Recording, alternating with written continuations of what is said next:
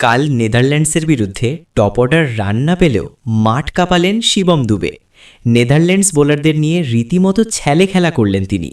দুবের সেই বিধ্বংসী ইনিংসেই রক্ষা পেল ভারত। শিবম দুবে মাত্র ৩১ বলে ৬৬ রানের এক অবিশ্বাস্য ইনিংস খেলেছেন, আর তাকে দারুণ সঙ্গ দিয়ে হার্দিক পান্ডিয়া করেছেন ২১ বলে ৩০ রান। এই দুজনের জুটিতেই ভারত একটা লড়াকু স্কোর গড়তে পেরেছে। বোলিংয়ে এসে ভেলকি দেখালেন বরুণ চক্রবর্তী।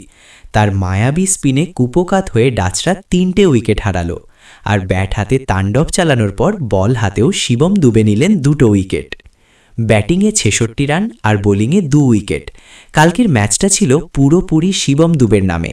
ভারত কাল বড় জয় পেল মূলত দুবে আর বরুণের দাপটেই। শিবম দুবের এই পাওয়ার হিটিং আপনাদের কেমন লেগেছে কমেন্টে জানান।